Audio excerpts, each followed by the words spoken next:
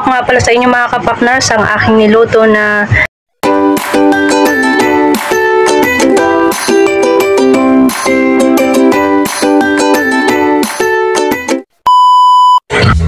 Hello mga kapakners, for today's video magluluto tayo ngayon ng marinated chicken breast fillet. Ito nga pala ang mga ingredients: toyo, kalamansi, pwede rin suka, pero mas gusto ko ang kalamansi kasi mabango, bawang, paminta, salt, sugar, then mix lang mga kapakners, tapos hayaan lang natin nakababad ng 1 or 2 hours, then pwede na tayong magluto. Painitin ang kawali, maglagay na tayo ng isang buting oil, painitin na ang oil, pwede na din ilagay ang ating marinated chicken breast fillet. Tayo mga kapakners ay mag-ingat kapag tayo ay nagpiprito dahil ang mantika ay tumatalsik.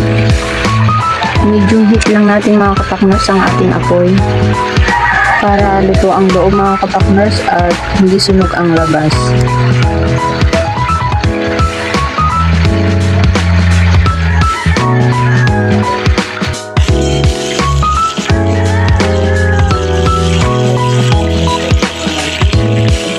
Baligtad din natin.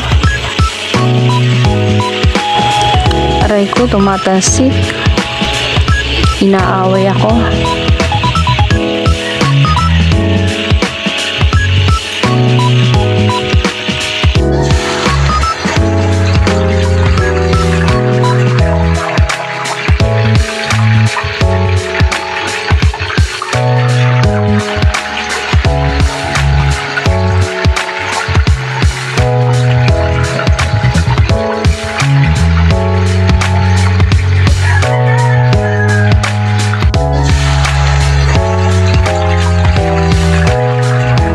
Last na salang na natin.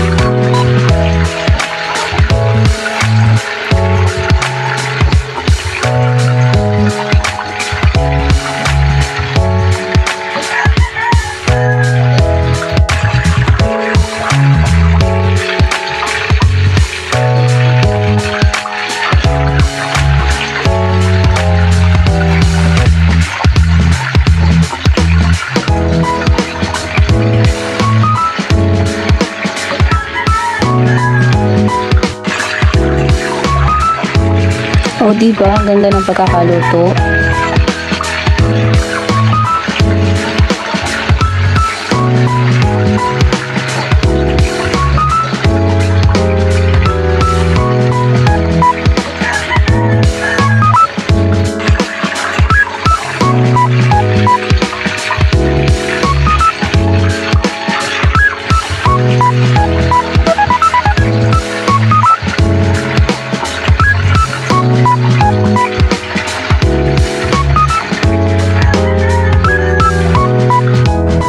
So ayan mga kapakners, tapos na po tayong magluto. Tapos na nating i-prito ang ating marinated chicken breast fillet.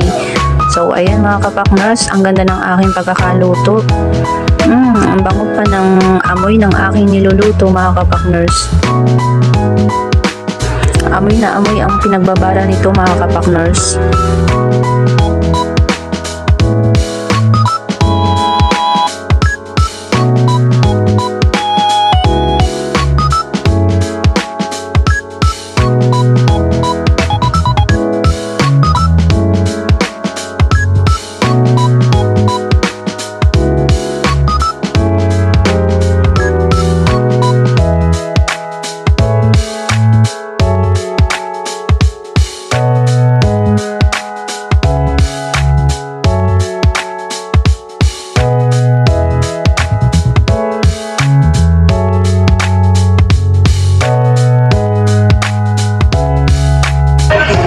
So, ayan mga kapakners, tapos na po tayo magluto.